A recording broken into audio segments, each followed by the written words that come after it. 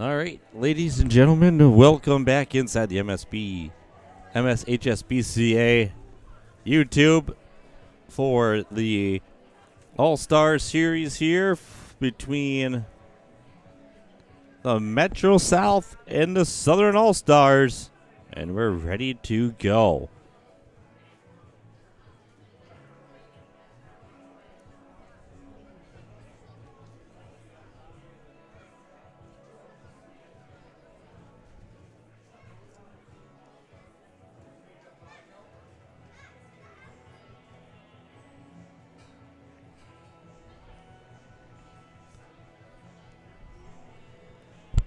So, kind of one of these things where South is 0-1, Metro South is 1-0. Metro East is 1-1 in this. So, if the South comes in, and pulls off this game, it's a kind of a tiebreaker scenario, and worst comes to worst then for everyone after that.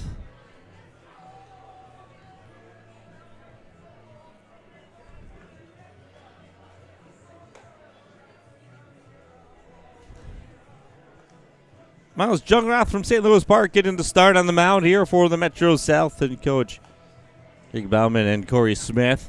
Craig Bauman of Chaska, Corey Smith of Farmington.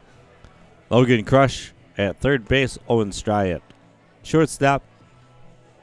Cal Ronnie from Rosemont at second.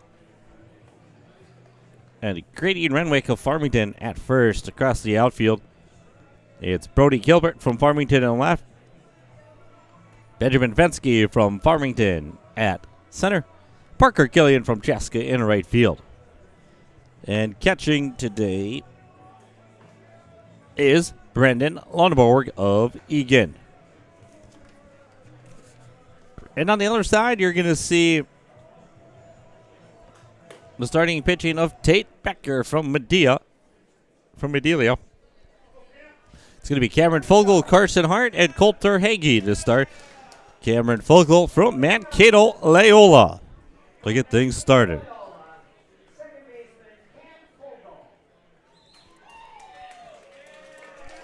Don't forget, we have a full day of games for you, as well as player and coach introductions today. Inside strike one, call 0-1 to start for Jungrath. In there, strike two, 0-2. Working ahead here is Jungrath from St. Louis Park. Round ball there. Over and a nice easy put out for out number one.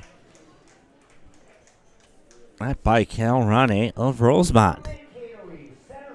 Do it over to first baseman Grady Renwick. Carson Hart, Mankato East, up next. He is the starting center fielder for the Southern All-Stars. That's in there, strike one. Jungrath work it effectively. Hammering that zone home right now. Just a bit high for a ball, 1-1 now. Then it's going to be Coulter Hagee Lake City up next, and then Grady Babcock of Casson Manorville. That hit him. Got our first base runner of the game. On a hit by pitch, going to send Carson Hart down to first base. This is Coulter Hagee of Lake City.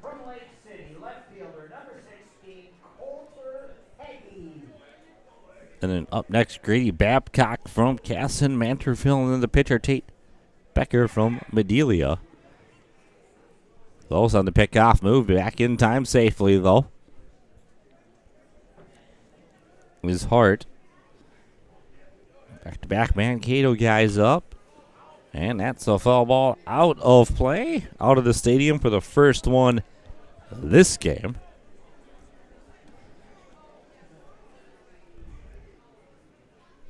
And the pitch, ground ball right there, Jungrath over to Stry over to That is Renwick, and that's how the Metro South gets out of it and ends the top half of the first.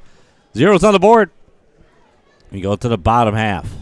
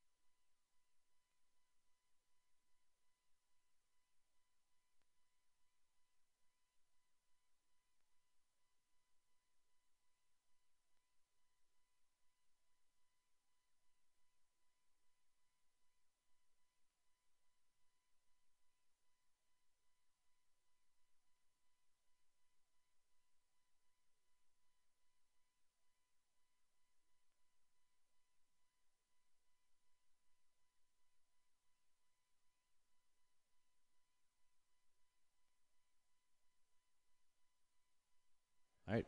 Owen Stryce starts this game up on for the Metro South. Adding the batter's box from Chaska here. Strike one called. Also plays town ball for the Victoria Vics. Plays Northwoods and is signed to play Northwoods baseball for the Minnesota Mud Puppies. That's in there, strike two. Mud Puppies are kind of a different Northwoods League team as they don't have any home games. They're a true only road team. They don't have a home stadium. Swing and miss, strike three. Strikes out.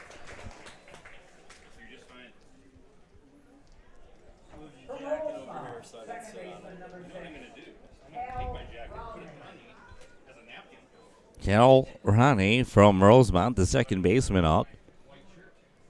One away.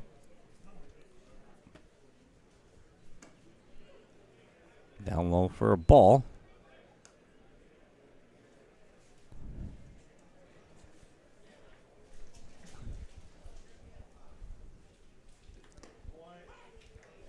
Nasty breaking curveball there.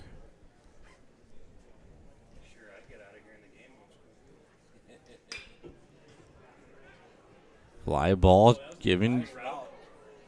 Did he catch it? Yes, he did. He's making a bid saying, hey, I want that Gold Glove Award out there with that highlight reel catch.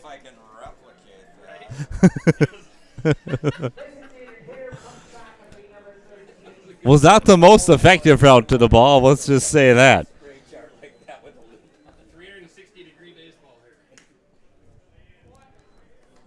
Route effectiveness not 100% there. At the end of the day, I think he'll say, well, guess what? I still got the out, so it doesn't matter.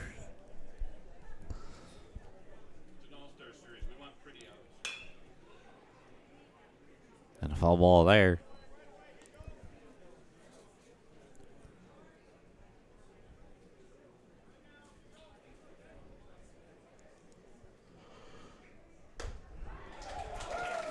Got him swinging, and that's a quick 1-2-3 inning for the Metro South.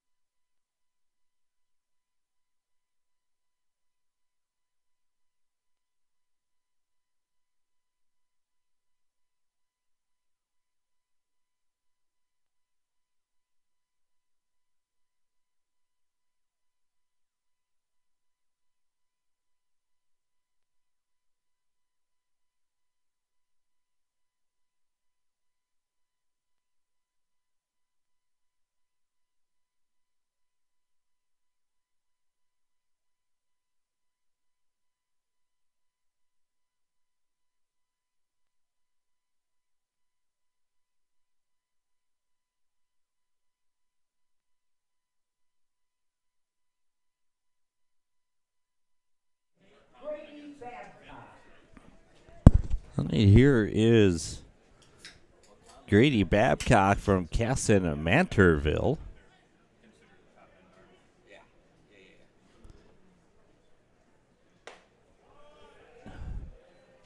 Just missed. Ball one.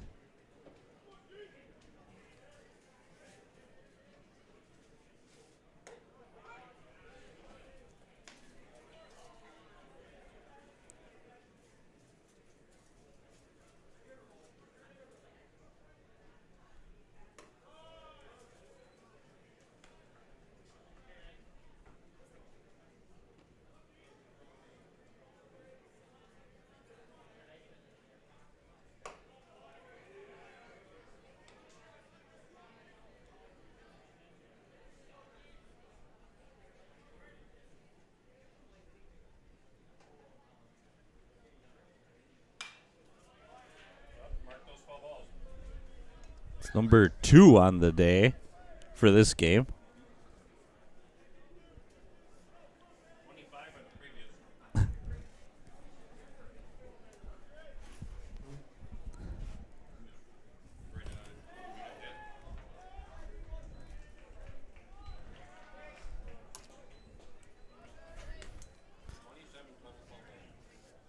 From the Delia, pitcher number 11, Kate Becker. I got the banners up there. The updating scores on. Haven't done it.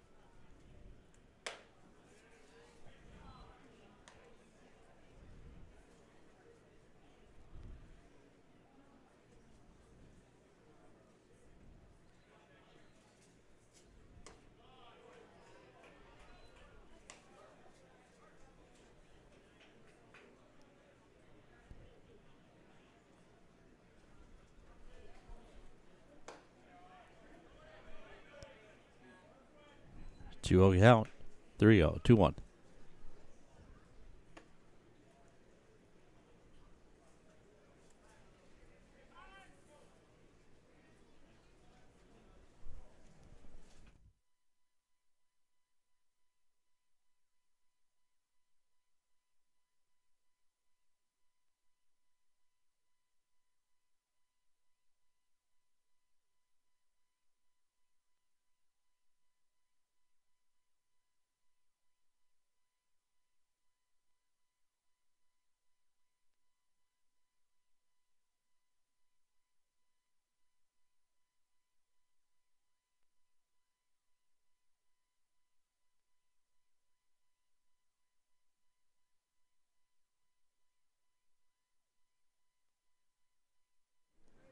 That's going to bring up Aiden Dietz from Wyndham.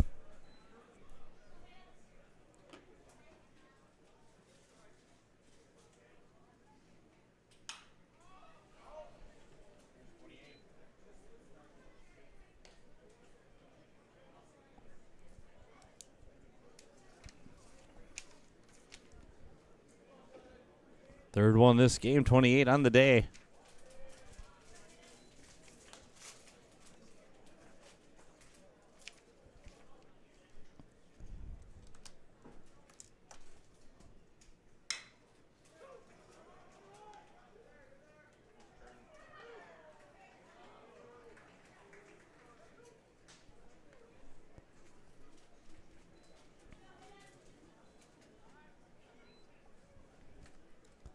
Two down now.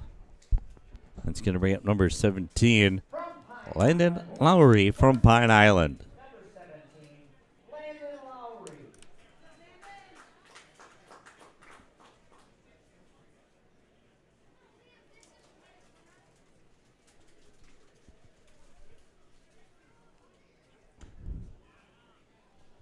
Yeah, that would have been a double play with Walter over there. He would have he would have had to pick his foot up.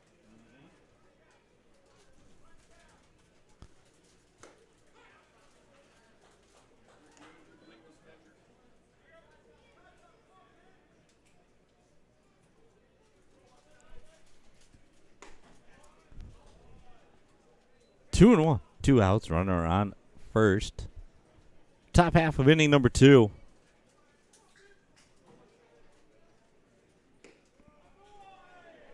And a ball. So it counts to 3-1.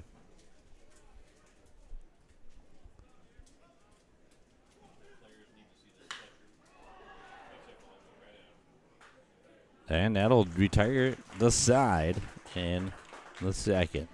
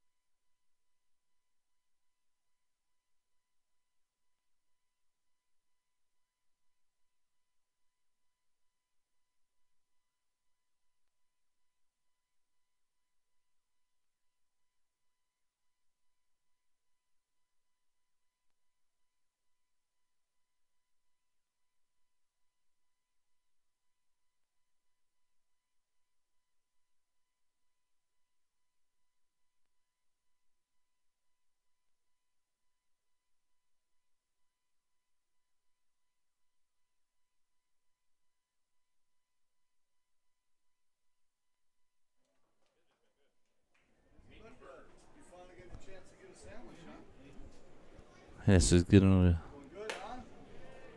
1-1 the count.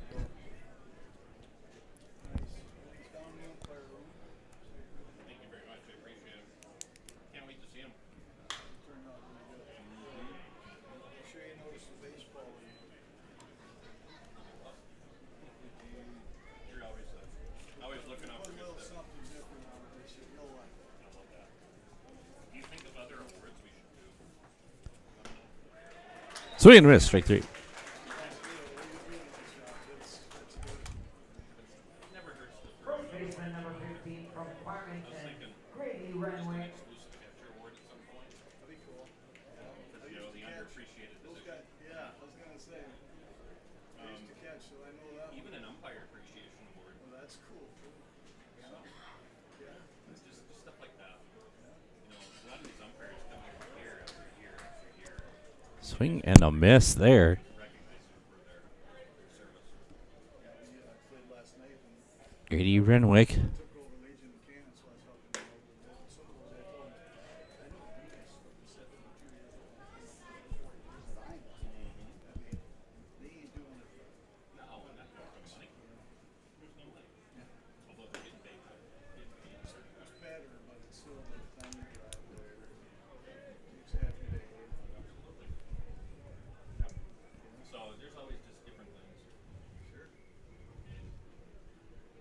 Very rarely does an outfielder win the best defense. Most of the time it's a shortstop or an infielder. I'm trying to recognize some of those spots. There's always the alternative team thing.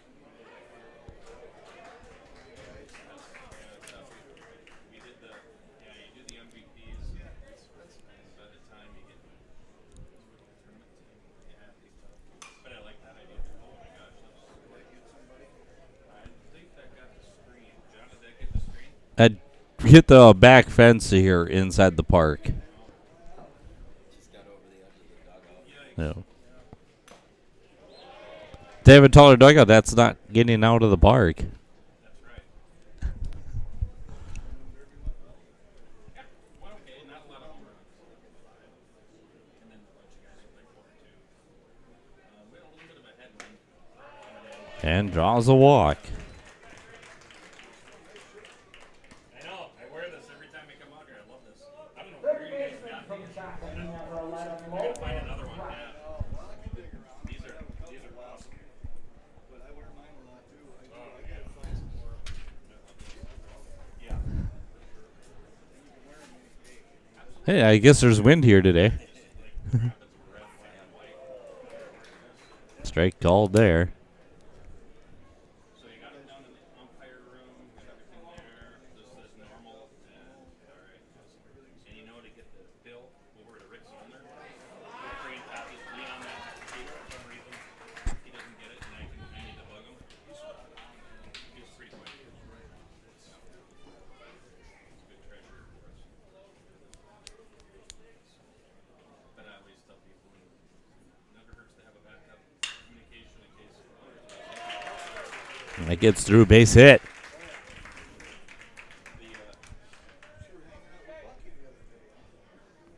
Well, I try to hang out with different people here and there.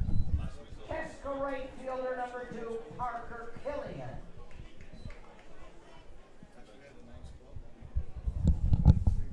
Right, Parker Killian, the bat from Chaska here. Going to mount something with a runner in scoring position for the Metro South. made it to state, right? Yeah. I mean, that's a huge accomplishment. And when your stuff goes down, throws 2 pitches. That's a, everybody, I was just gonna say, everybody on the team is like, oh, great. Strike one. Yeah, and you know, as much as anybody says they're going to come in and be a hero, and you know, 2 on, 1 out, 1-1 count here for Killian. He's facing Becker, and that's going to go off into the outfield. Pretty sure that's going to be an error.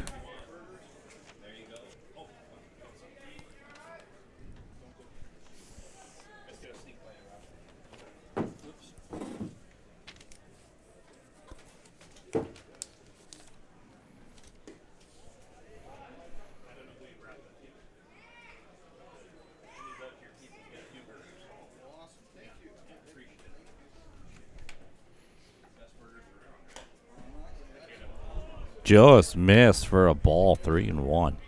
get chips and a burger and a pop for whatever the drinks.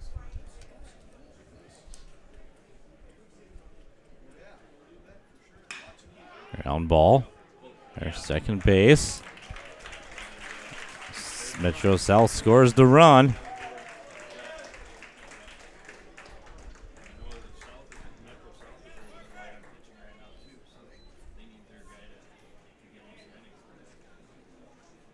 I would imagine we're going to see Owen Stride probably pitch the third game for the Metro South as a kind of a, if needed, guy, depending on pitching situations for the Metro South.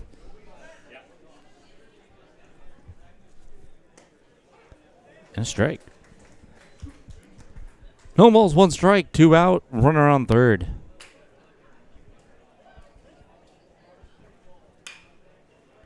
Ground ball. There's space over to pitcher. That'll do it. They get 1. They lead 1-0 now after 2.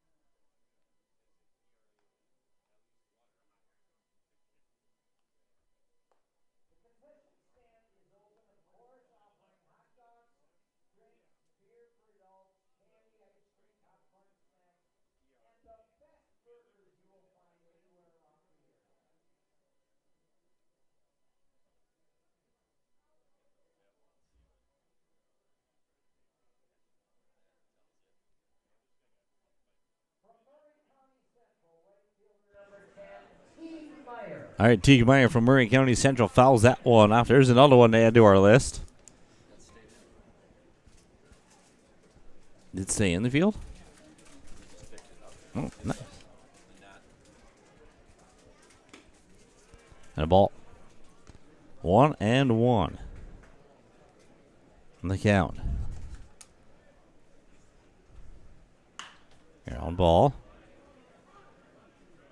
So we're first baseman.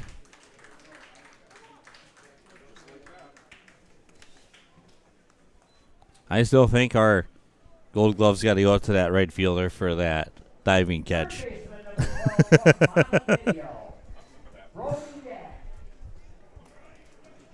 might be gold, but The route to make it to play. It's our outfield tutorial. Just like how they teach it happens. Are you the outfield coach too, Jeff?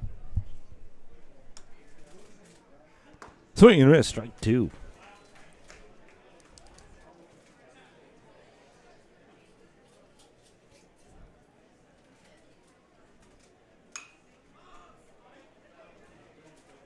Number 28, or no, 29.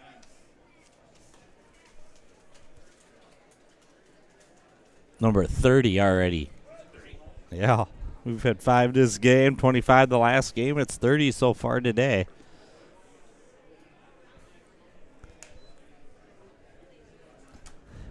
That is one thing this ballpark does do. It looses a lot of balls out of the stadium.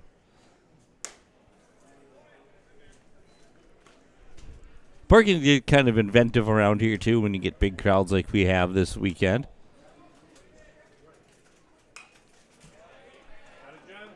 I would have had it. I was ready.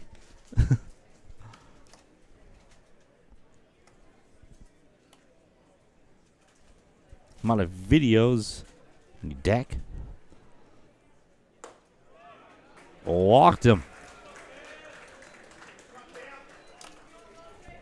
Well, chance here. Cam Fogel from Mankato Loyola.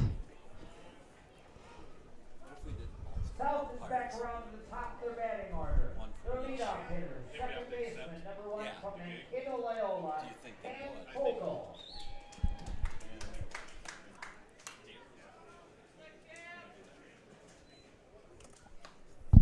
That one stayed in as well.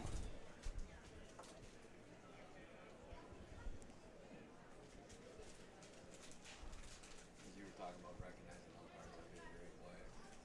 I think it's just the guy to talk to.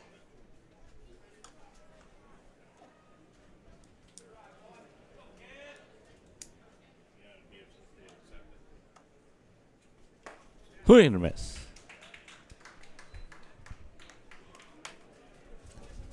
Cost us their paycheck plus a hotel. Some of them might like the fact that they get. Or just double their pay. Yeah, one of them. And nice play there, Parker Killian. Chaska, he knows his park pretty well.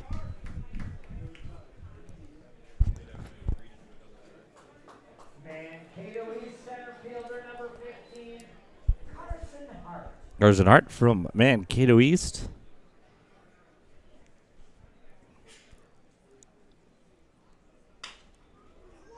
Ground ball, nice play there. Over. Sails that one.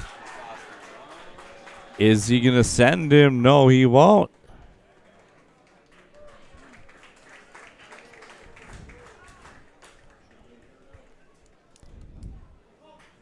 Another error there.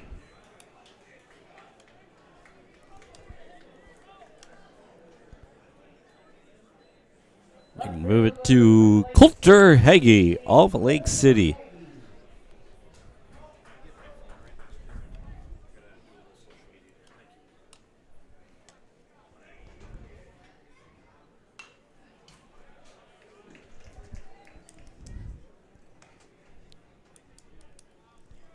A ball 0-1.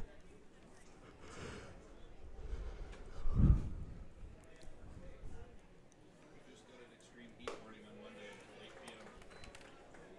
It's going to cancel some baseball games. Then the series doesn't have to go till Monday.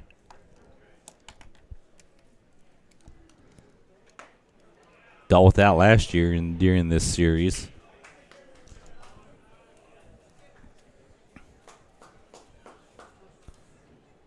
You were in the shade and it was still 103 degrees in the shade. Jumping off the misses again, 3-1.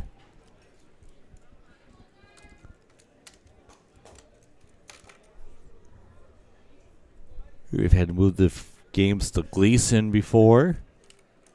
One time due to the flooding here. Walked the bases loaded. In the rains. Now batting, shortstop number 13 from Casson Manorville, Grady Babcock.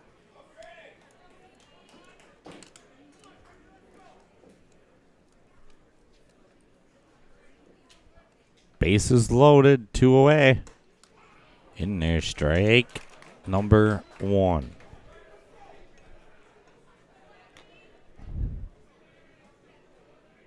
Take a look at the standings as of right now. South is 1-0. Strike 2. +4 run differential for them. Metro East is at 0. South is at -4. So.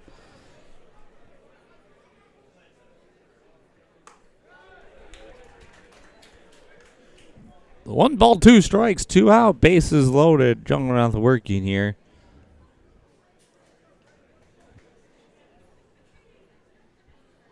Misses outside. Ball 2.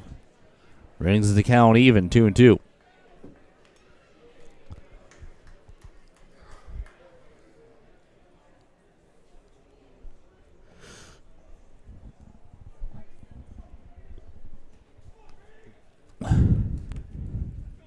And the pitch. Fly ball. Oh! Almost made the play. Did Renwick. New life there for Grady Babcock. If he gets on, that could technically be an error.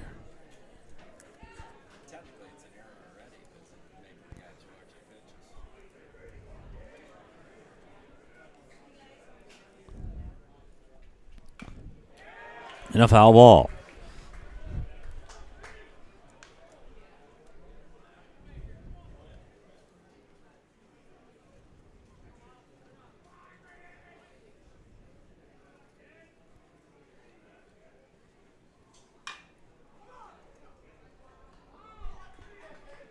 Another foul ball.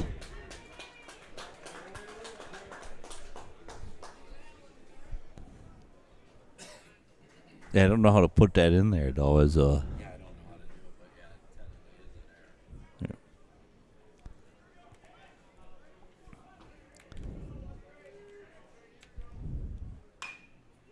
And another foul ball.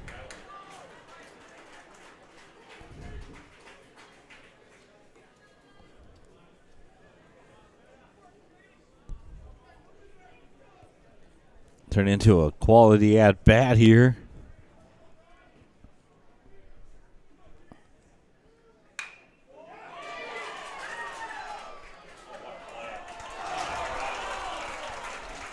The out run does not score. That's the biggest thing.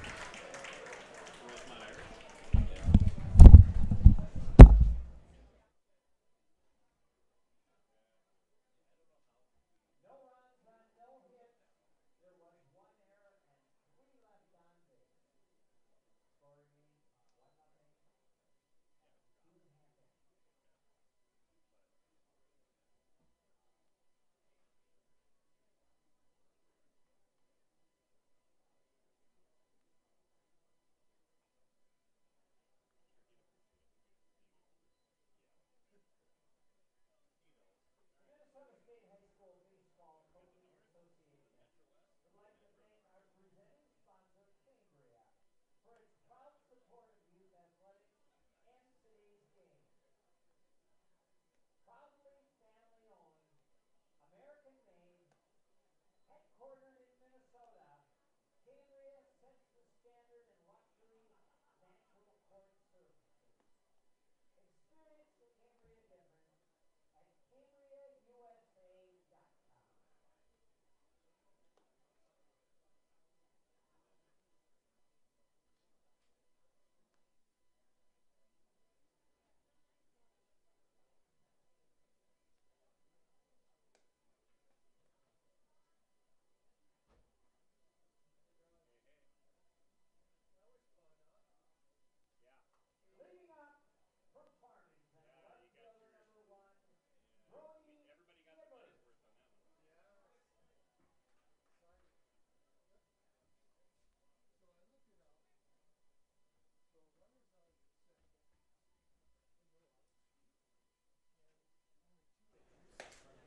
All right, here we go.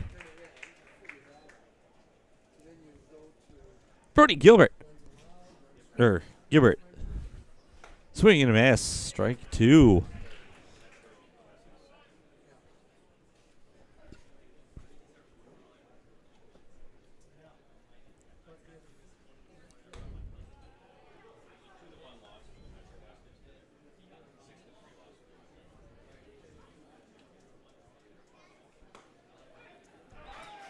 And strike 3. Metro South is back around to the top of their order. Leadoff hitter, shortstop number 16 from Chaska, Owen Stride. Owen Stride back to the top of the order here.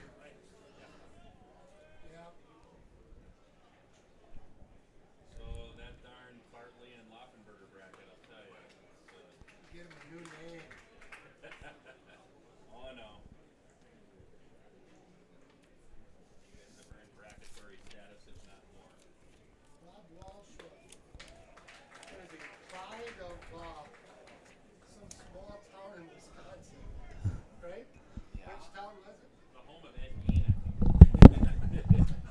Birch was the name of the Oh, town. that's Dahmer's. I'm sorry. One of them. I knew. Dahmer's from Ohio, but lived in Milwaukee. So one game, we play Egan at home, and Halloran has me announce, and the head coach, the Second baseman Birch from from Rosemont, Wisconsin. number 6, Cal Browning. And then mispronounced my And name. then I mispronounced his last name. I'm just laughing. But I got him back years. I called him Welch. I got him back years later. I went up to Drew Did. when they Down low for a ball. when they were retiring Hal's uniform. We were playing. Mike got to pick the game we were playing. So they go up and they introduce Mike or introduce me for the game as Mike Halloran's mentor. Yes. That's right. That's good. Oh, yeah.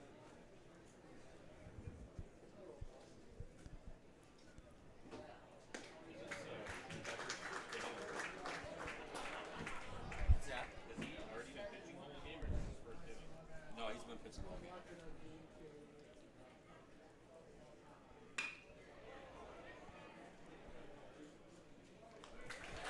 That'll do it. Still 1-0, top half of the 4th coming up. 3 up and 3 down. 3 complete innings. Yeah. Scoring each one.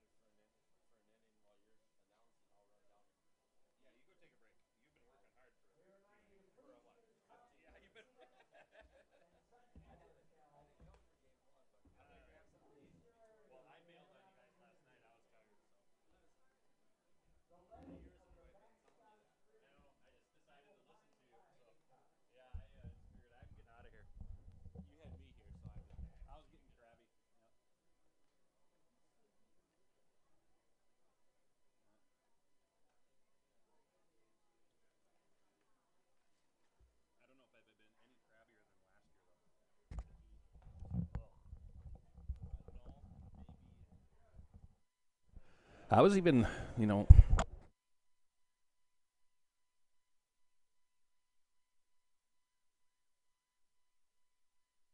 right, everybody. Let's set the scene. You have me as your announcer. I'm sorry about that. Don Gowerluck here with the All-Star Series directing that and the Coaches Association. But we have a 1-0 game for the Metro South leading this thing.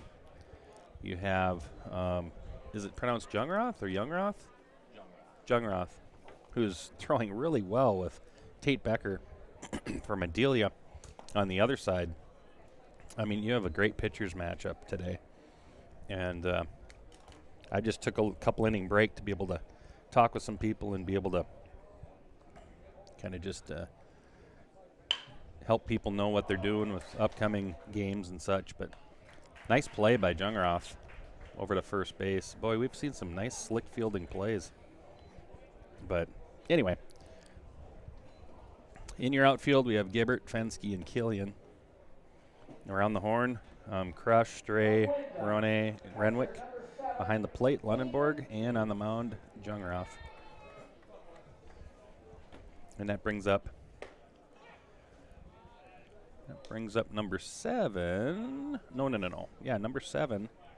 I'm just letting things kind of catch up after Becker grounded out to the pitcher. This is Wyndham's Hayden Teets. I think he's catching, if that's right. I always have to look at John. He knows all the stuff that's going on, and I'm just kind of riding his coattails.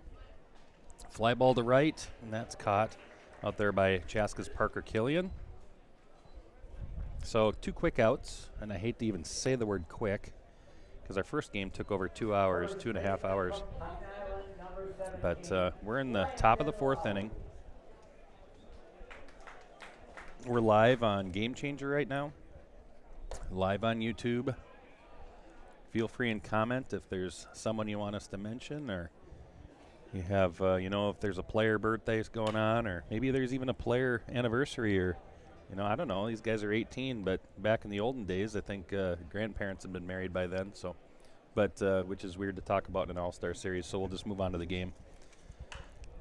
We had our 31st ball leave the field here, John. So, or is this 10 right here plus the 25? 25 plus 5. Oh, okay. So okay. So we're at 31 now for balls that have left the complex. So, oh, what a great pitch. Jungroth makes quick work of the South in the top of the 4th. No runs, no hits, no errors. We go to the bottom of the 4th with a 1-0 game.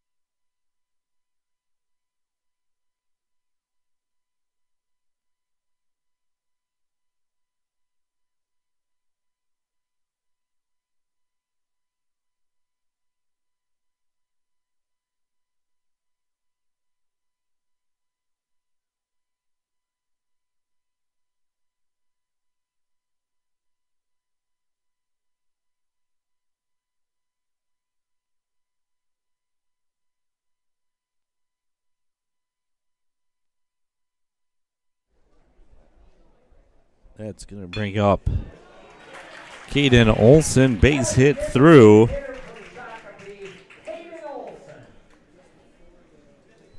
A single there by Olson. No, keep that line moving. Brandon Oldenburg.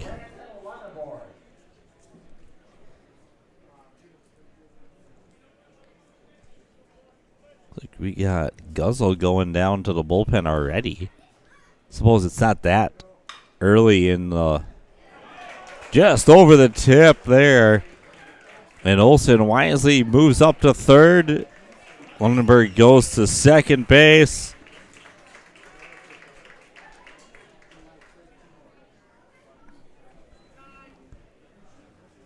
And now you get Grady Renwick from Farmington due up. From Farmington, first baseman number 15, Grady Renwick. Tough play there is right down the line and just hopped over the glove of the third baseman.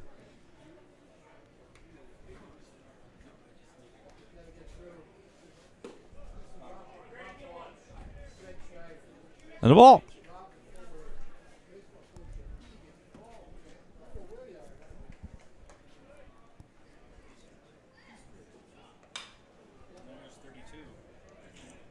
Yep, number 32 already. We're going to hit 50 before we know it.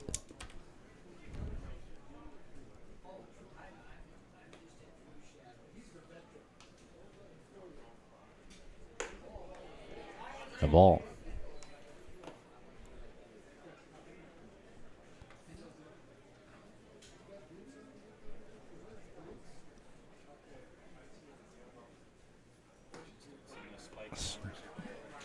Strike.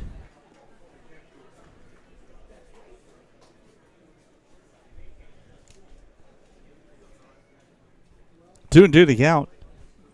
And the pitch. Outside for a ball, 3-2.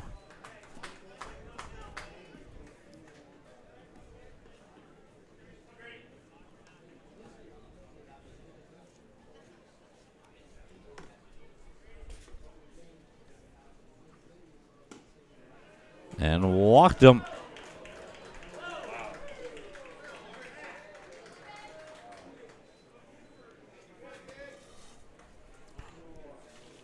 Time being taken.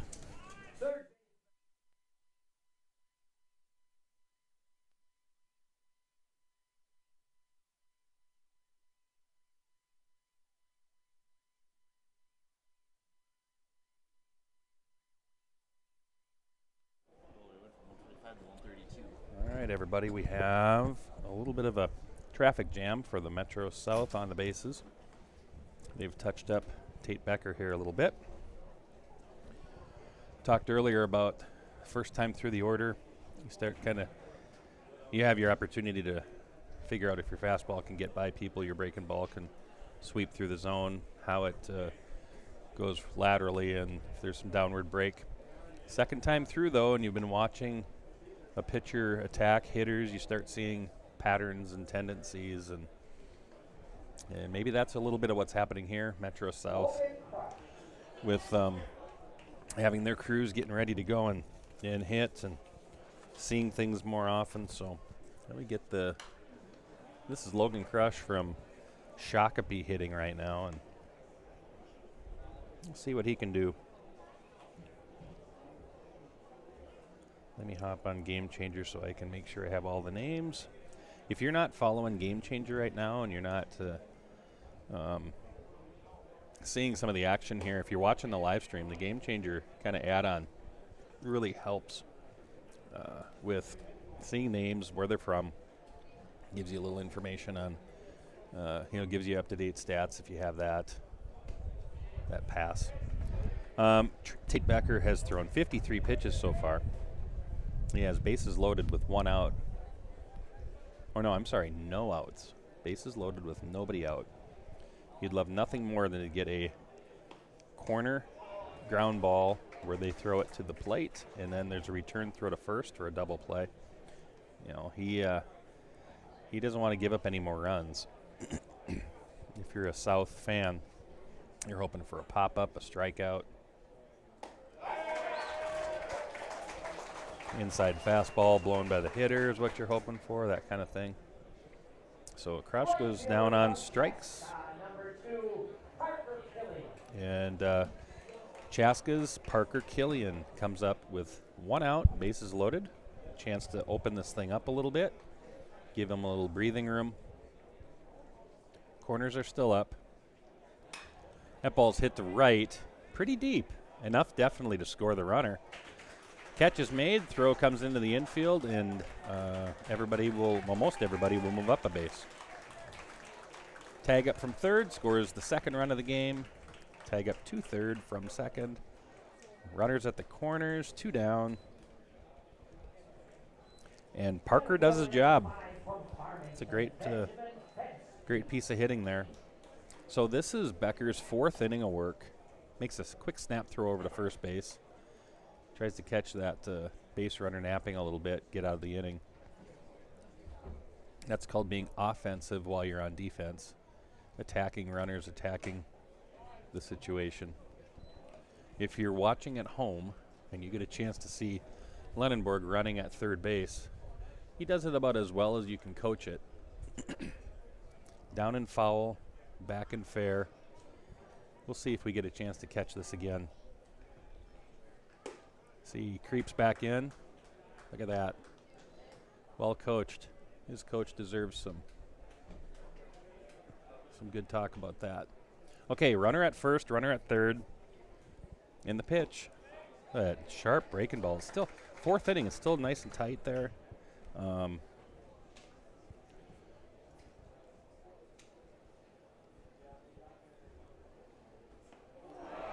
Ouch. Ouch, ouch, ouch. We're going to give him a little time. We might even zone in on him a little bit just to see that he's doing okay. That doesn't feel good. If it were me, I'd be in the fetal position crying. But not these guys. These guys are tough. Looks like he's going to be okay. Hey, if you're watching this and there's somebody you want to give a shout out to, let us know. John Sands is monitoring. We have Mr. Gibbert up. He is from... I'm sorry, I don't have this on me. I should be checking this out. And so that was Fensky who got hit.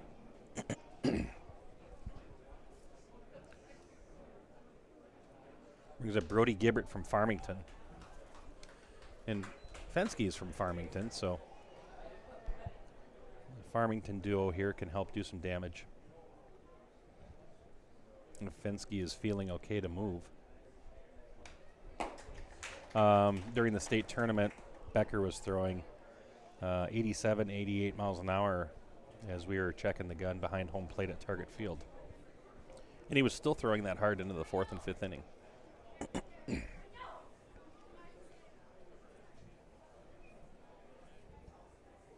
Throwing a lot of breaking balls here.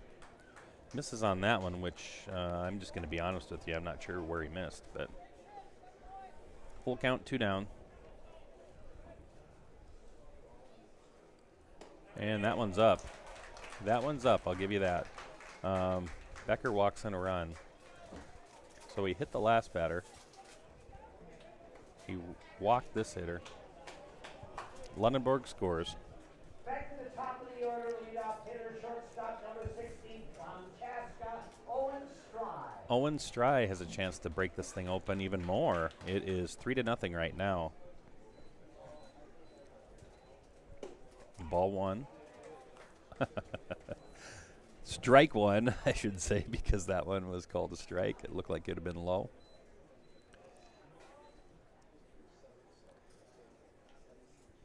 Strike one on the hitter. And we have that popped up, but that's going out of play. So we are sitting with a bird's eye view of the parking lot out there, with which is just jam-packed. Jam-packed parking lot with all sorts of baseballs flying back there for people to bring in $1 or $2 over to the guy on the side and supplement and pad some income. But anyway, we've had 34 balls fly out of the stadium today.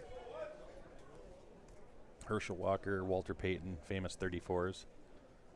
David Ortiz, Kirby Puckett. That ball's skied. Second base calling off everybody else. It's 2 down and a third out. Becker comes off the mound shaking his head, a little upset with himself. But so 2 runs on 2 hits, and we have a 3-0 ball game in favor of the Metro South.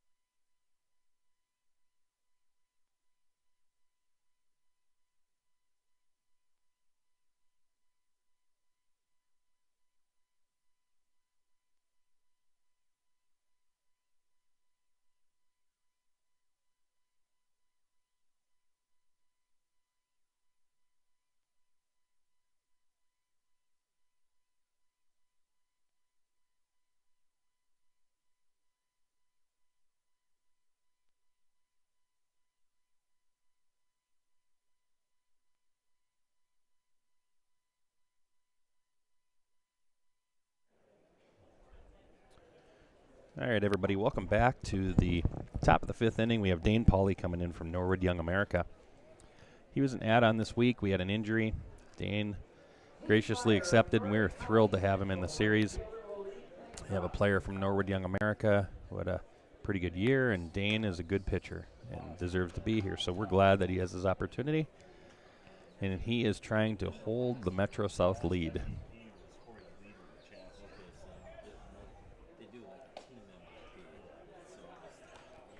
All right, so Dane evens up the count with a 1-1 fastball there. There's another fastball in the corner for strike 2.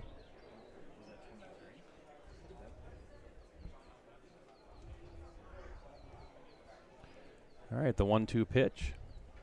That's outside. Well, Dane's just out here throwing hard. He wants to show folks what he can do with the speed. Looking around, we have a fantastic crowd today. The tent is full down in the right field corner. The stand's pretty full back here. We have people all over the place. You should see the parking in the outfield. There's, let's just say, targets out there. Ball hit to the left of the shortstop. Bobbled.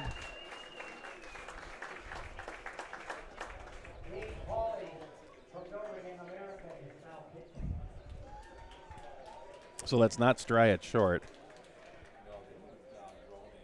Yeah, that was Ronnie moved over to short from second base, who had made a fantastic play a couple innings ago to save a run. And on that one, moving to his left, he just flat out just missed it. Kept from Southwest Christian at second. Kep's at second base. Southwest Christian in this area. Good pitch, good first pitch by Dane Pauly.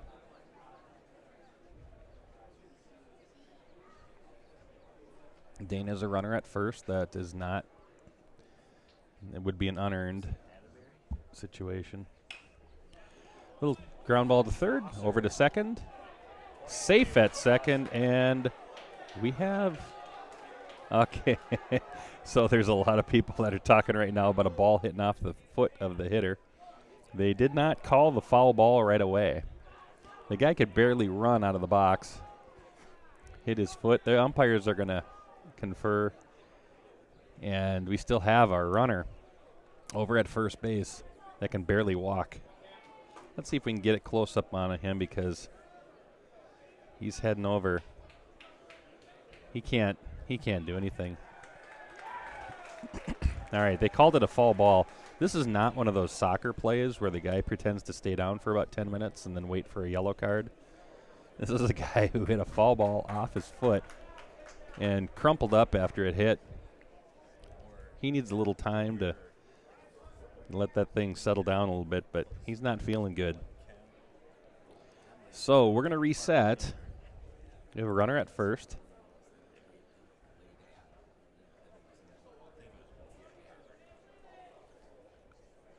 We have an 0-1 count. Boy, you can feel the pain from up here. That's Teague Meyer from Murray County Central. Teague's like, hey, down in our area, down by Slayton and whatnot, we get those foul balls called. Dean Schwartz over by the screen over here has a foul ball hit right at him and didn't flinch. It's like that Kobe meme where the guy slams the ball towards his face but doesn't flinch. That's Dean Schwartz for you.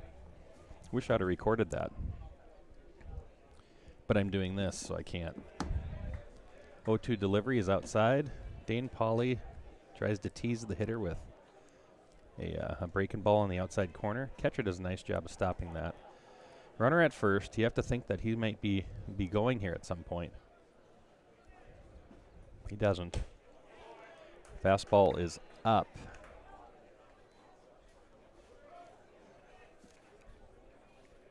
So if you're wondering what's happening with your screen right now, put a comment in there saying, thanks, John Sands.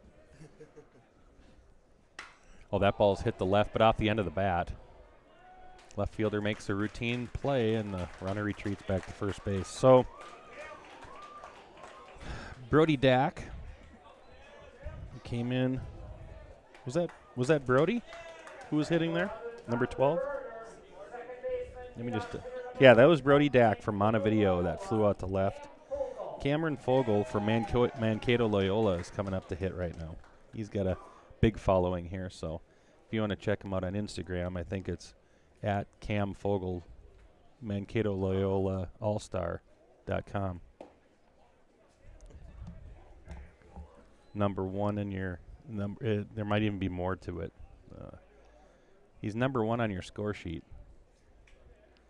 and probably number one in your heart. Who knows? Oh, that was a heck of a block, but tough breaking ball to try to stop. Dane Pauly has kind of released that. You could almost see the release. It's kind of come out of the fingers funny and went into the opposite batter's box. And our catcher back there, Lunenberg from Egan, did a great job of just blocking and keeping in front of him.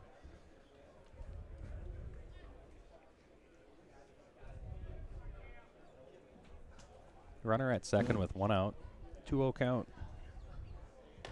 Well, that's got to be a strike. I mean, that's got to be a ball.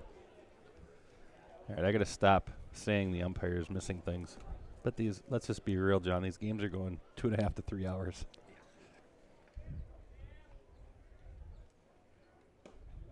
And that's a strike. Not the automatic strike.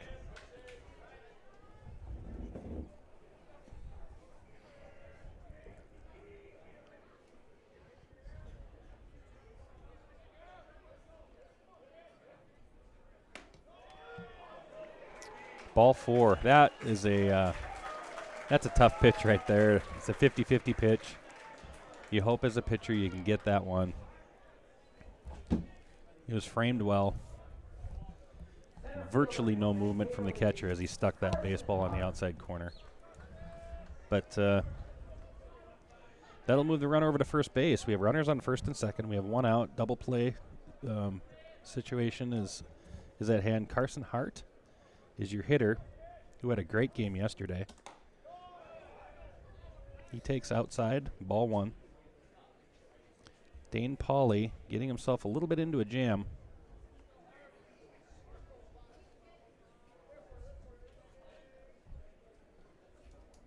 He delivers. Hart swings through that one. I don't know if you can see it on the camera. It's just a glorious day out here in Chaska.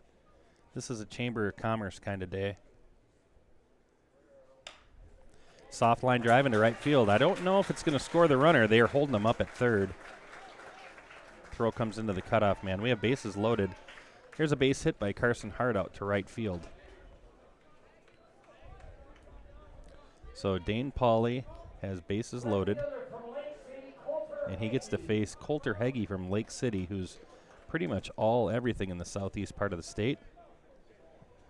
Coulter's an all-star here. I don't know the last time Lake City had an all-star. It's been a little bit. But Coulter's numbers are just gaudy. Let me see if I can dig up some numbers for you on Coulter. Well, that ball's skied on the left side. The shortstop's running out. Left fielder's coming in, but the shortstop's going to make that play. And so now we have 2 outs. I was just telling you, Coulter hit 372. No home runs, but he had 32 hits on the season. So crazy numbers. Pretty much a hit a game, if not a hit and a half.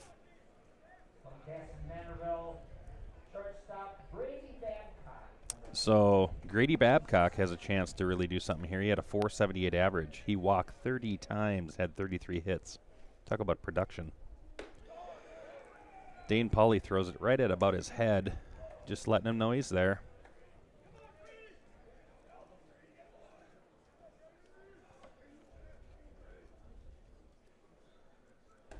And that ball's inside. Nowhere to put the runners. So we'll have to see how this all shakes out.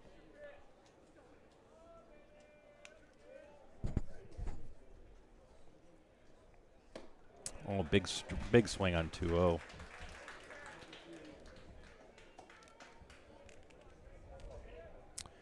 right, Grady, this is your opportunity to make something happen. You're down 3-zip. Bases are loaded. You have a 2-1, now a 3-1 count. And I think every little kid, when they get a chance to think about, man, I want to be a hero. They think bases loaded, chance to drive in runs, get your team into a game, if not take the lead. But ball 4 has been called. That was just off the plate. We are not seeing a lot of outside corner calls today. The zone is truly 17 inches today on width. So Babcock walks, Hart goes to second, Fogle goes to third. You have speed on the bases, so any ball that goes to the gap with Tate Becker from Adelia is going to be trouble. That ball's high. Most of the issues here by the Metro South have been self-induced. Walks, hit by pitch. Could be a little bit of nerves.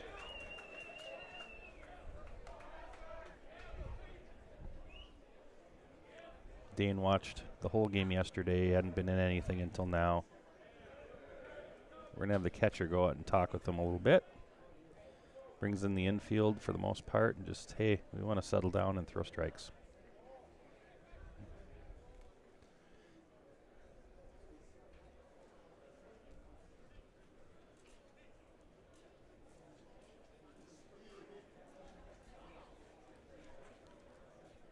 And John, I think we do have a new catcher. I think it's Rane. No, Ronnie's at second. Oh, did I mess that up? Because I think that's Kep at second.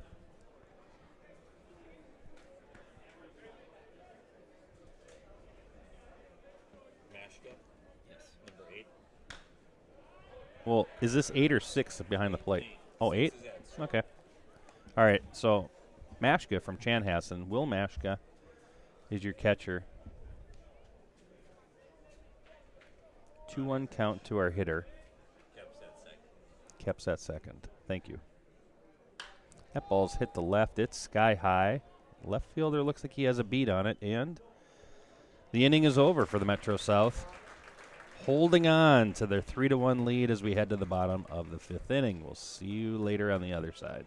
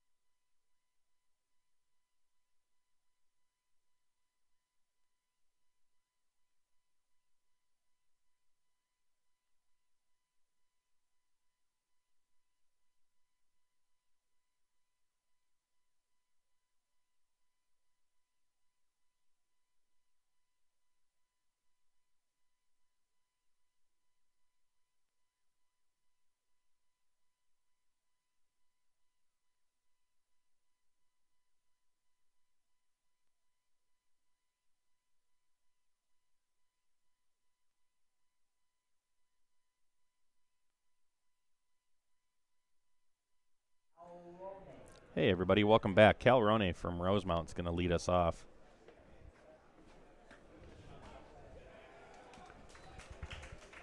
Takes strike 1 from Tate Becker, working his last inning. Pitchers can work 5 innings in the series. That's kind of a crazy one. Foul tip, hops out of the catcher's glove, lands on the umpire's head. I can't even say it hits him in the head. It just kind of lands on top of his head and then rolls back.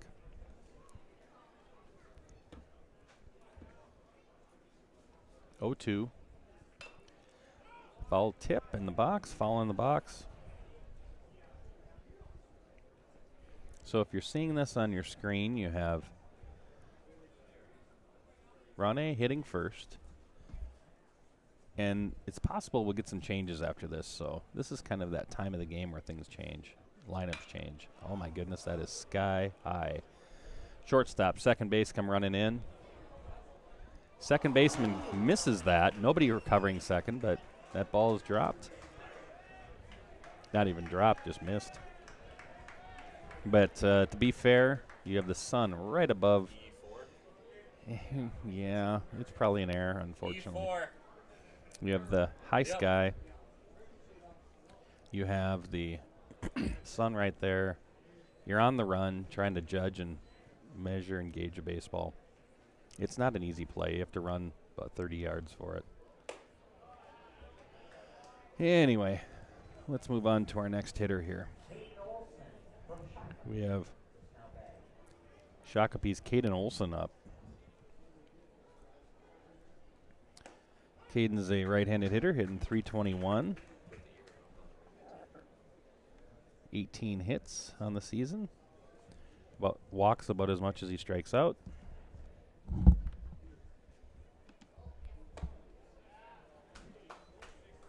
Caden Olson from nearby Shakopee. Well, just a shout out to the Hampton Inn in Shakopee for putting up the coaches. Really appreciate their hospitality and just a really nice hotel. So if you get a chance here in the area, stop by. I wonder if this is the time when the runner might take off here. Nope. Oh, now he is. Ball hits off the catcher's glove.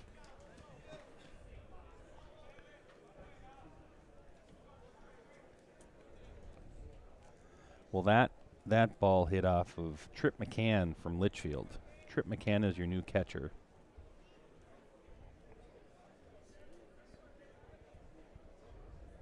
He was in our home run derby yesterday. It's a tough ball. When you got a guy throwing 87, 88 miles an hour and it's elevated, you're down in a crouch trying to get a low strike, and all of a sudden, comes right across the top. It might look like, hey, catch that ball, but I would challenge you to do that at home.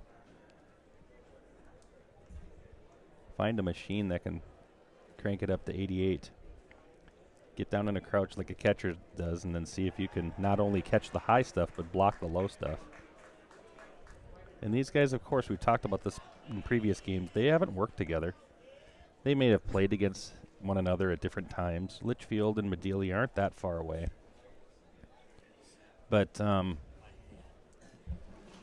again, they're working together here. So sometimes you get a little synergy with a couple people working together. They get to know each other. They can figure one out really quick, figure one another out. But, Tate Becker throws hard. He has a sharp breaking ball. Might be getting also a little tired.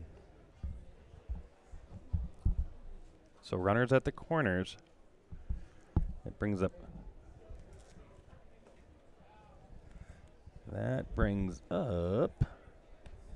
from Lakeville, or from Chanhassen, Will Mashka. Yep, Will Mashka. Hit .455 with the home run this year, and he almost got hit on that one. There's a 2-0 count. Watching the runner, Olson at first base, to see if he takes off at any time. Not getting a real big lead. Probably doesn't want to mess up this count right now. 3-0. The guess would be is that he'll just let this one play out and stay at first base and not do much. There. Okay, 3-1. Mashka has a 3-1 count. The Metro South trying to respond as the South scored a run in the top of the inning. And that breaking ball looked high at the start, but it dropped in. We could be seeing Becker start to kind of tire here a little bit. Great crowd out here in Chaska. I don't know how to estimate people at this ballpark, but it looks like we could be sitting close to 1,000 people here. Yeah, there's a lot of people. The grandstand's pretty full. There isn't a lot of space. Of course, you have baseball players, families, some scouts, some colleges, some coaches, assistant coaches, friends. All right, that ball's hit the right field. The right fielder makes the catch. He's going to tag from third, and that ball is, oh my goodness, that ball was airmailed over to almost in the dugout. Becker throws it to second base. Metro South scores the run. Mashka gets the RBI. Mashka gets the RBI, scores Rane from third base from Rosemount. So Rosemount not only had incredible success during the high school season, but Rane's having quite the tournament in Jackson. AG from Rosemount here as they're seeing their Metro South team with the chance of winning 2 games and playing in the championship game tonight.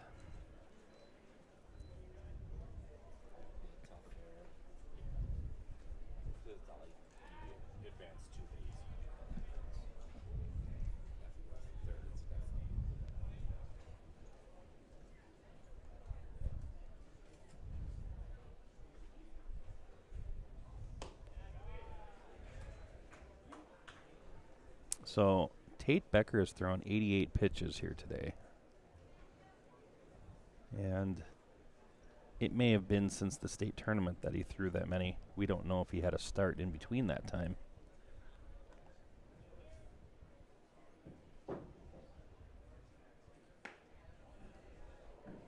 But after a play like that, and you get pretty amped up with adrenaline, and you watch a run score, sometimes there can be a letdown after that. And right now he's at 2 balls and no strikes. His 90th pitch is a curveball for a strike.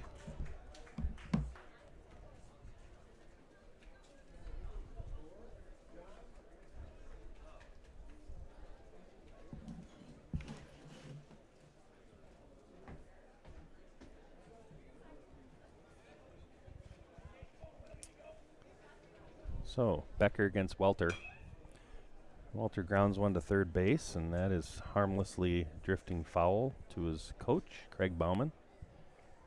A lot of people have been asking, hey, who is this Craig Bauman character? I've heard about him. I don't know anything about him. So here you go. Craig attended Little Falls. He went to Mankato State. He is a client relationship manager. Tell me what that is, please. He coaches youth basketball, coaches youth football. He played college baseball. He was in this series playing for Little Falls as a participant in the series. He was an assistant at Henry Sibley. He assisted at Chaska and then took over for Dale Welter and Eric Welter as the head coach in 2011. So he's been here 16 seasons. He's over there. So now those of you who are part of the Craig Bauman fan club, and there's like 4 of you, but if you're in part of that club, you now have what you've been waiting for is the information about him. So coach is coming out from the south dugout after Tate walks Matthew Welter, and it looks like we're getting a change here. DJ who is in the house?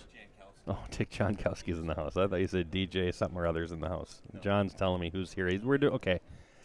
Let's catch up. Celebrity Watch. We had Fernando Mendoza here earlier. We have now Dick Jankowski in the house. John Sands is here. Paul Twangy, if you know who he is, he's in the house. Dean Schwartz is in the house. You can almost see a celebrity everywhere you look here, everywhere you turn. John keeps announcing little names of celebrities here, but I can't hear him because I have headphones on, and he's just laughing at me. Coach Sicakello from Coach Charlie, Coach Chuck, Coach C from Hill Murray. He coached in the series a couple years ago. Great coach. Let's see. Coach Blansett. Coach. That one guy. Coach Walsh. Coach Downey. Most people know Coach Downey. They're asking for autographs over him over by the Nikolai tent. Coach Eric Welter. Just celebrities everywhere. All right, I need to get back to the game here. Mr. Crush is on and follows it straight back. So Logan Croche from Shakopee is up with bases loaded in an 0-2 count.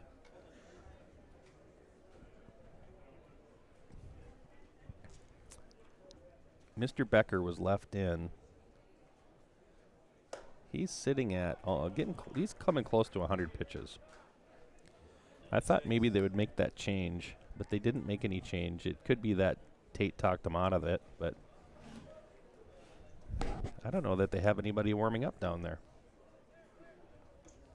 That ball's just blooped to center field, but second baseman makes a great play. Could it be a double play? No, it's not. What a great play by the second baseman. Throws off his back foot. Not accurate. Tries to do everything he can to get a double play out of that. But all in all, our Shakopee lad, he flies out to the second baseman, which in a lot of cases, that's a bloop base hit.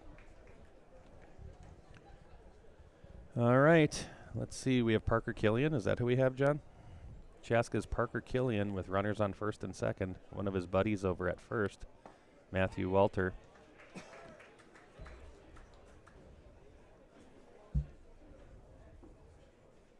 Welter gets a lead off of first. Olson is leading off a second. That foul goes out. John, we've hit the official 35 foul ball mark. 35 foul balls that have gone out into the parking lot. Again, we really need, next year, if you are willing, we need a auto glass sponsor so we can put your logo on our screen. Oh, my goodness. Becker finishes with the breaking ball. No fair. Uncle Charlie came to visit that thing. It was strike 3, 0-2 count. You see that pitch, and it's like, you got to be kidding me. Seriously? That's supposed to be a waste pitch. But after 5 complete, Metro South 4, South 1.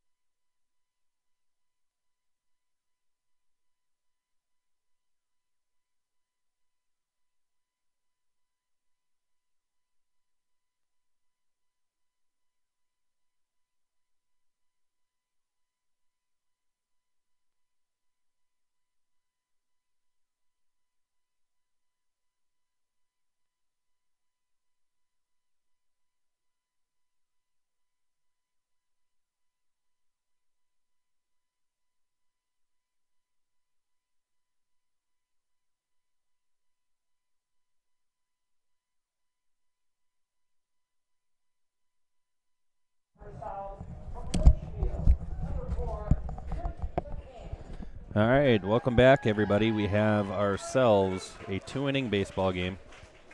Essentially, Metro South is leading 4-1 with Litchfield's Trip McCann leading things off. Trip's been busy behind the plate, trying to work through the pitches of Tate Becker and help him get some strikes, blocking baseballs, winning 50-50 pitches, things like that.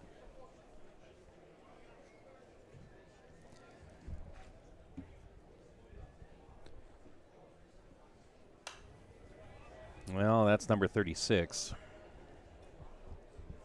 It better not have hit my car. If it hit my car, because it was going in that direction, I'm going to just be unhappy. And I'm generally a pretty happy person. That would ruin it for me. That. All right, so Dane Pauly, second inning of work. He has a 2-2 count. He'd love nothing more than to get the leadoff hitter out. And, of course, McCann is thinking, if we only have 6 outs left in this game, I need to get on base. So there is a shot to second base, sidestep by the second baseman, flips over to first with Walter, and the leadoff runner is retired. Leadoff hitter.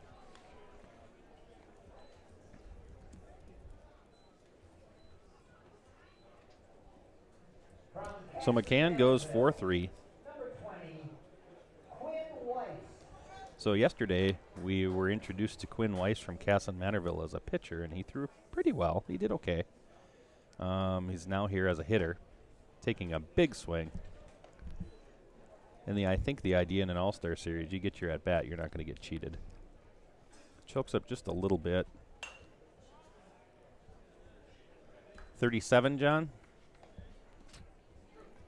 So Quinn knocks that ball out of the park. And remember, you could augment your retirement income. I'm standing next to sitting next to a retired guy who probably could go get any number of baseballs, Rob, to augment your retirement. I know TRA's been pretty good to you, as you're saying, but can we give our tax dollars a break and you just go get some fall balls? So, it's Walter's money over there. Doggone it, Quinn.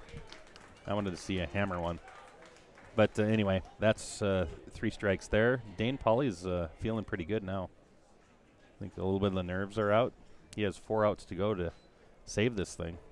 Now batting from Austin, number 9, Noah Dunlap. All right, so a little bit of a mystery man here. Noah Dunlap from Austin wasn't going to play earlier. We got word he's hurt, but hey, mystery solved. He get feeling better, miracle recovery. He's here in the All-Star Series, batting right in front of you here. And Noah's here. So best of luck, Mr. Dunlap. So we have Noah, who we thought might not be playing, versus Dane, who 3 days ago wasn't playing and now is. So you just never know how an All-Star Series will work. Oh, my goodness. The screen stopped the ball, otherwise somebody's getting seriously hurt. That thing was screaming. 2-1 count from Pauly to Dunlap. 2 down, top of the 6th. Did he break the glove on that one? No, just got away a little bit. Number 3 for the South, number 3 for Metro South. Both are on the field at the same time here.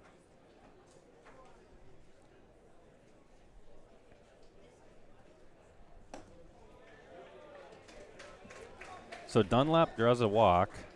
He's over at first base. 2-out rally time for the South. That'll bring up Peyton Telejohn from LeSueur Henderson, who, again yesterday, played pretty well. Peyton Telejohn. He can hit. All right, so I know there's been folks who've been asking about Coach Jasperson from Pine Island. And he has, as head of his fan club, came up earlier and said, hey, can you talk a little bit more about the Pine Island coach? So here we go. Coach Jasperson, 2 years of junior high coaching, 1 year of the C team, 1 year of the JV, and then he was a varsity assistant for 2 years, and he was part of their 2025 state championship team as Telejohn lifts at the center, which retires the inning.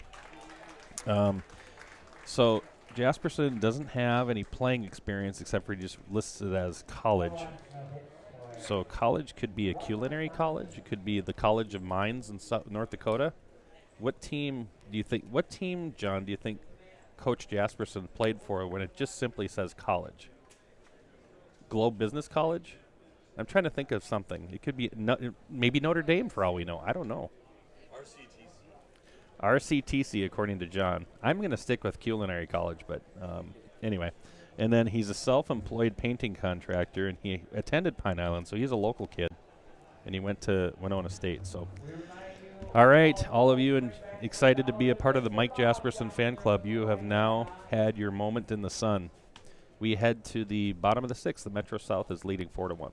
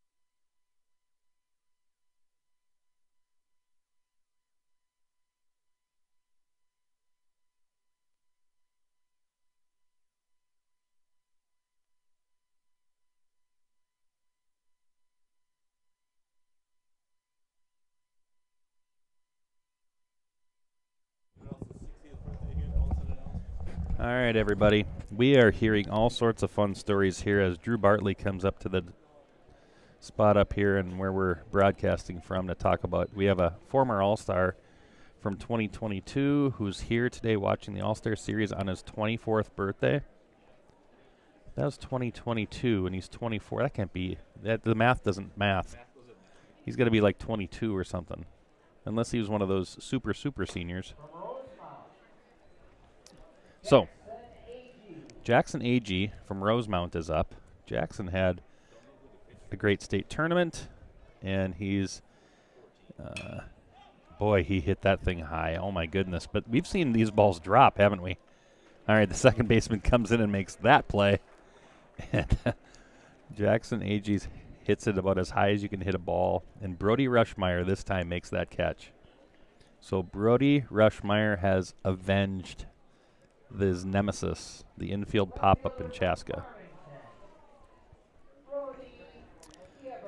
And so this is Brody Gibbert from Farmington, whose team had a ton of success this last year.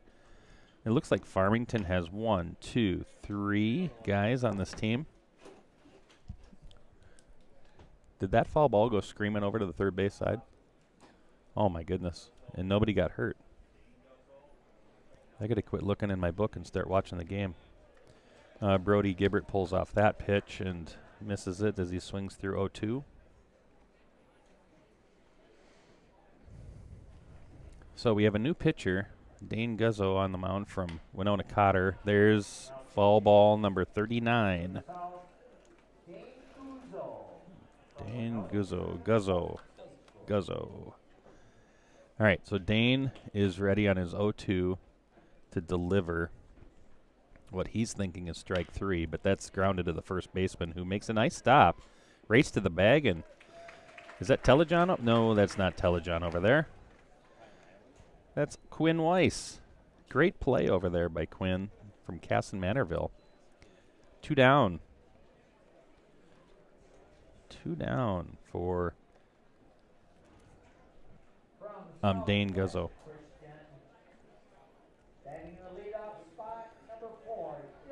So another local guy, Dylan Kep from Southwest Christian, is up.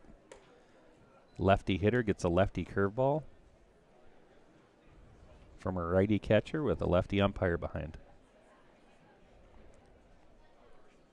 With a lefty first baseman. That ball is slicing away from the center fielder, going to the gap, actually heading towards the left fielder's glove.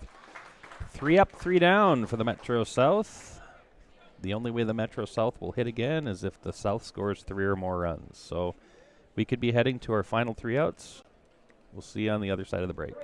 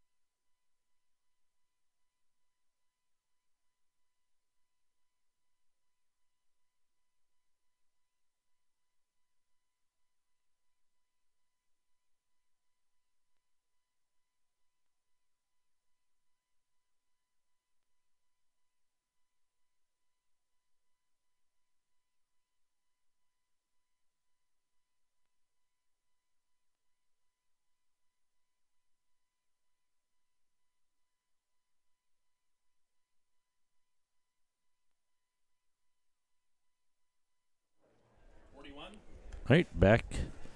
The play fouled off there. Foul ball number 40 to leave the park. The ball misses high there. 2 and 2.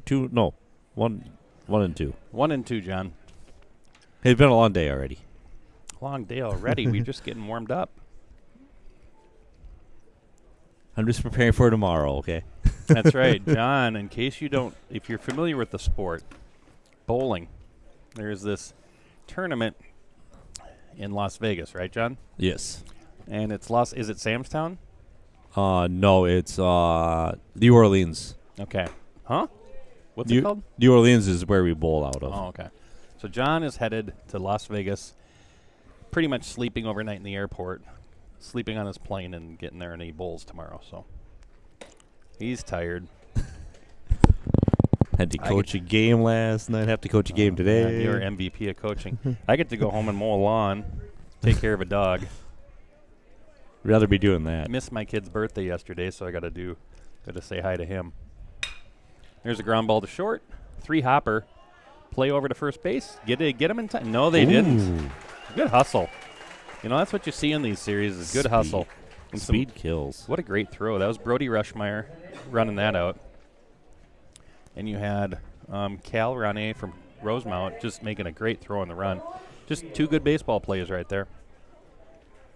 That third hop kind of made the difference, just slow enough to get the third hop, make him throw off balance instead of being able to wind up.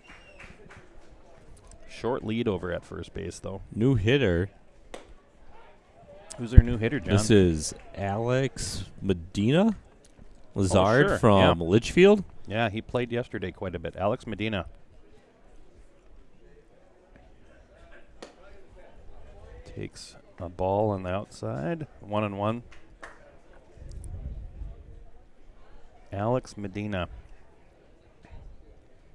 He hit .404 for Litchfield. He had a couple home runs. Swings through that one.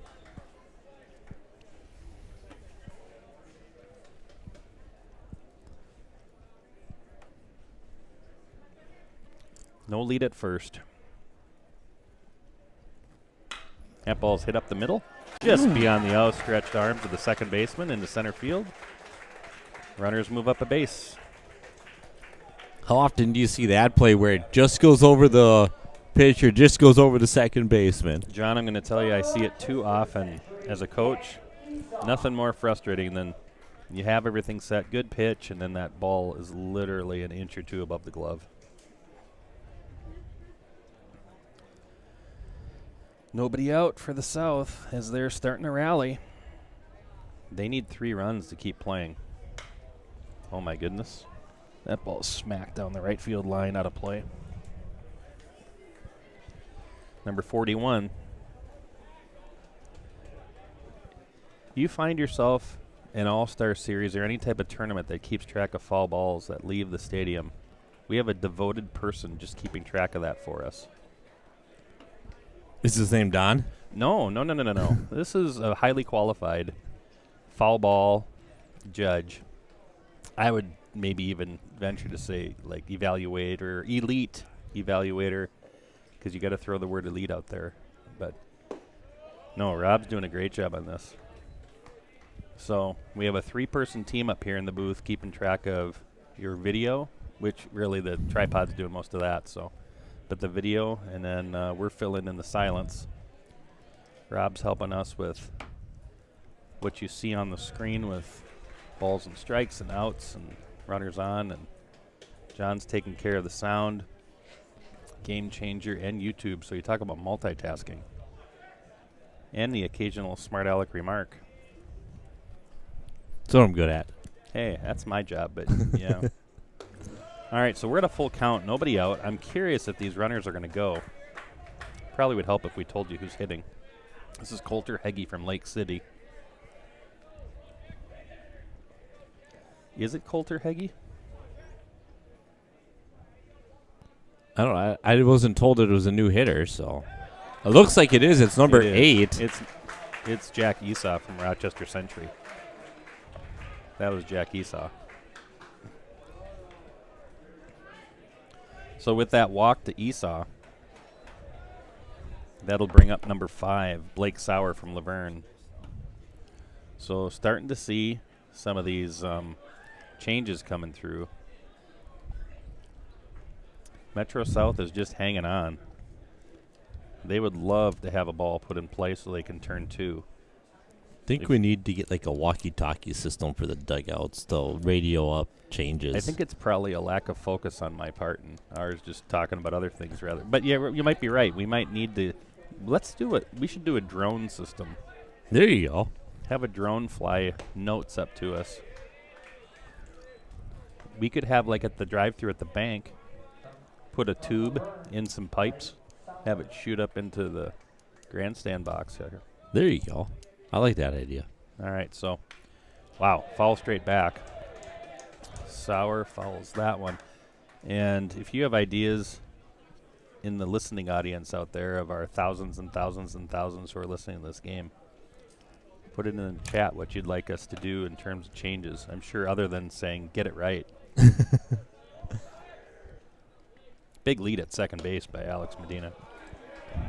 Wow, he was beyond the shortstop. I'm just going to tell you this. I don't know where that pitch was. Sure looked good to me.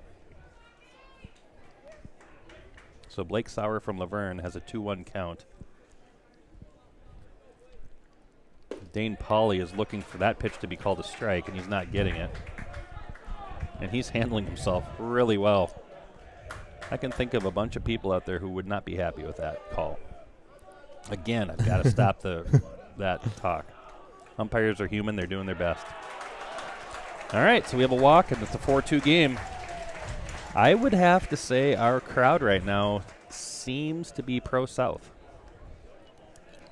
They generally do a pretty good job of bringing in the fans from the outstate teams. Speaking of bringing in the fans, Coach Bauman is taking his walk. A slow one at that. But he's taking his walk out to the mound. We gave you the update on the Coach Bauman fan club background and all that. Let's talk about Coach Jeff Cole. So he's over at third base. Coach Cole, he's been a head coach at Maple River for 13 years. He has 123 wins, state tournament team in 2025. He was the 2A Coach of the Year. He was an assistant at Maple River for 14 years. And now I feel better that the Jeff Cole fan club has been appeased because he has a chance to wave in a tying and winning run here soon. Dane Pauly gets strike 1. He's pretty thrilled about that, I'm sure. The other thing I was going to tell you is Coach Cole has been a middle school math teacher for 21 years, and God bless him for that. Middle school math, if you've ever taught or been around middle schoolers and you've done math for 21 years, you've earned a special place somewhere. I mean, in heaven, that is. 4-2 game. Well, that ball's hit to the shortstop. Third baseman picks it up, makes a throw over to first, and that's offline. Thank goodness you have a 6'7" Matthew Welter over there. Otherwise, this game could be tied. So Guzzo moves his runners over, gets an RBI. That is a base hit. 100%. That's a hit. And we have Trip McCann with a chance to be a hero. It's a 4-3 ball game. Whatever Coach Bauman said a little bit ago is probably way in the rearview mirror. Infield's not totally in. That ball's going to find the second baseman who throws over to first. We have ourselves a tie ball game, folks. So, 4-4, 1 out, runners on second and third. Quinn Weiss from Casson Manorville has a chance to break the tie. Now your infield's coming in. Welter at first is in. Who's 6'7", so if you see him on your screen and he looks bigger than the other guys, there's a reason for that. You have Croche, Rane, and Kep as the rest of your infielders. If a ball's hit to the outfield, And if it's especially a fly ball, we're going to see if we line up the cuts. Oh, apparently Quinn Weiss has something with Jeff Cole over there at third. Just almost drilled them between the 2 and the 0. Or between the 2 and the 1. All right, so it's an 0-2 count, 1 down. Nothing better for the Metro South than to get a strikeout here. That one's chopped on the first base side towards Coach Jasperson.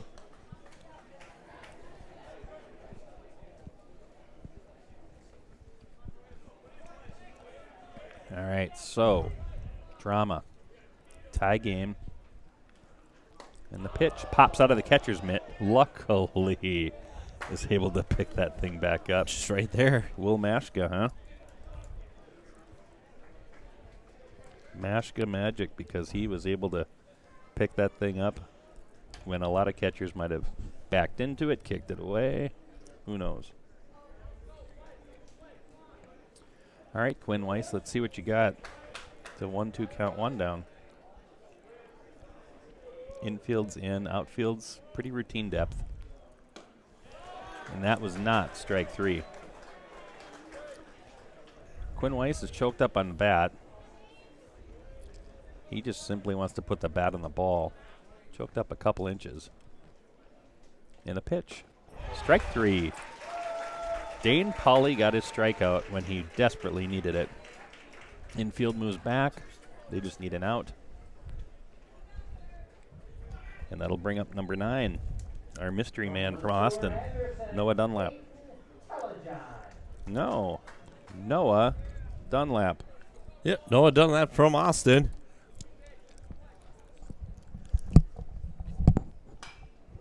That's Noah Dunlap. All right, so Noah Dunlap from Austin has a chance to be a hero. I'm sorry, this is Noah Dunlap. One of our most unlikely heroes here because we weren't even sure he was going to be here. From Austin. From Austin. And that ball's going past Matthew Welter into right field. 1 run will score. Second run comes in at the plate, and we have a 2-run lead for the South. All right, so this is crazy because the South has just absolutely rallied in this inning. But if you start looking at potentially the South winning, the South needs to still score a couple more runs. The Metro South has some cushion. There's 1-1 teams, and the South isn't done yet. They need to score at least 2 more runs because the Metro South has a 4-run cushion because they won yesterday 5-1.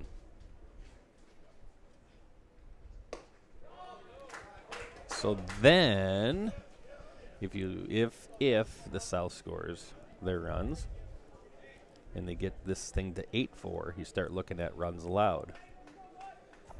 Well, the Metro South would be at 9. The South, then, we'd have to look and see. They've given up 4 here. It could be interesting. Might take a math professor or might take a middle school math teacher to figure this one out. Might have to get Mr. Cole involved. And that ball is just lifted to center. It's going to be caught. Center fielder comes in. That's AG from Rosemount. Okay, so the Metro South doesn't really matter what they do here, I don't think. I think they still have the number 1 seed wrapped up. We're going to have to take a peek at that. As far as I know, yes, they would. What was the score of the South versus the Metro East? Do you remember? Was that last night? That was 5-1. Metro South, Metro East was 5-1. South Metro East was 10-6 Metro East. 10-6 Metro East. 10-6 over the South, right? Yep. And if this one ends up 6-4.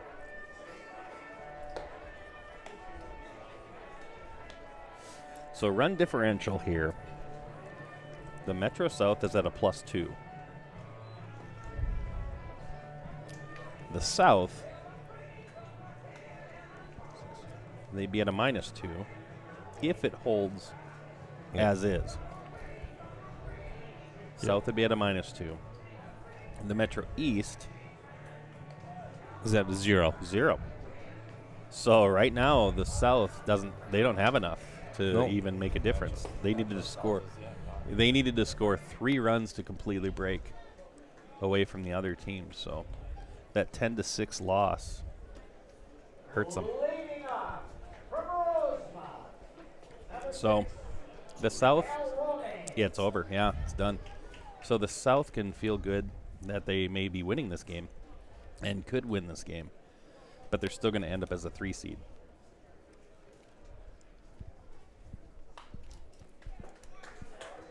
And the Metro East is going to play the middle game.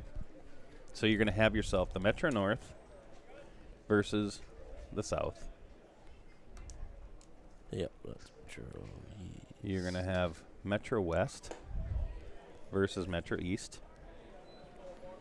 And you're going to have yourself the North versus the Metro South in the championship. That's how it'll go, everybody. It's been decided.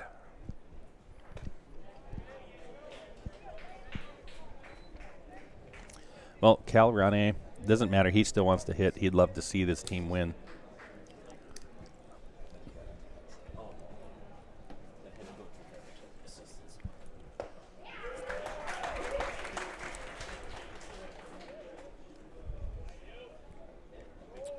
Rane would love to see himself on as a leadoff.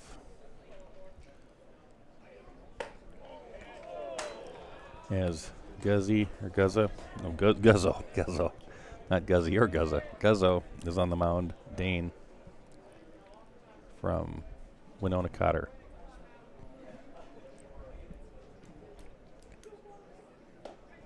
And he strikes him out. That's a fastball he blew right by. From Shakopee, Caden Olson. So Caden Olson, who's been active today on the bases, he will be your next hitter with 1 out. After this, we have coach and player introductions. After that, you have the number 3 seeds playing. And that game was set for 2:30. Oh, no. We have a little bit of pain from our catcher. Trip McCann from Litchfield might have hit the inside of his leg. As the hitter was hit and it deflected, might have hit him on the inside. Maybe it was knee or thigh.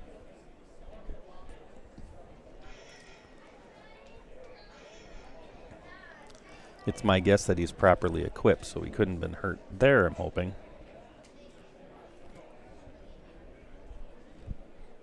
Although, in hockey, I think they call that a lower body injury.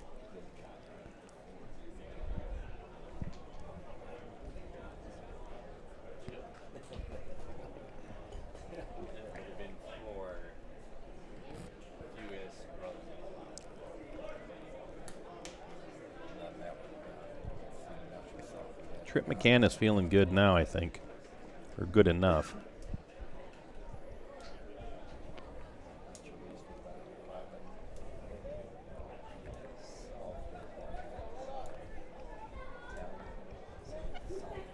Well, Will Mashk is our hitter anyway. The Chanhassen catcher, Will Mashka. That ball's hit the left center. Not deep enough, but deep. Center field's over there to make the play. That's Medina. Retires the second out. Matthew Welter is your next hitter. And it's his job to keep this thing going. Number 18, Matthew Welter.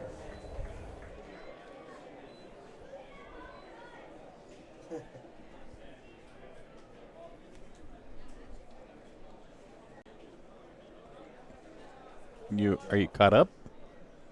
Should be throughout the left. Well, that pickoff attempt gets wide. Runner's at second base. He's still going. It's so deep here over at first base. Pickoff missed. Ends up going down the right field line.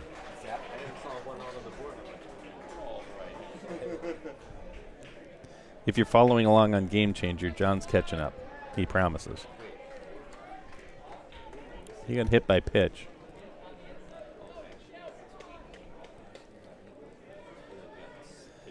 right, so it's up to Guzzo to get that third out.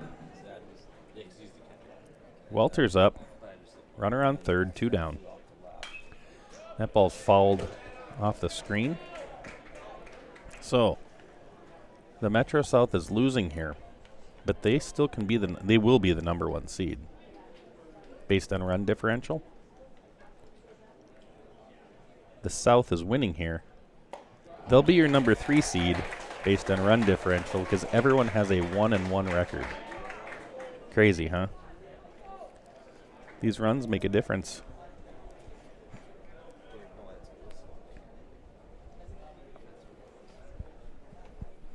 Oh, 2. That pitch misses. Not by much, but it misses. Guzzo would like to have that one called for him.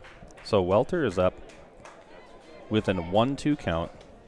This is his home ballpark. He knows the backdrop. He knows the plate. His hands are over the top of the plate, essentially.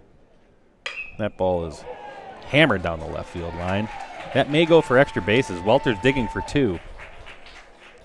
He's got to have his mom's speed because his dad didn't run that fast. Welter has a double at second base. He's going to bring some luggage over to Coach Bauman. There's a mosquito netting. He has an elbow in his shoulder and a hacky sack. A gift card for Starbucks. He's handing over to Coach Bauman.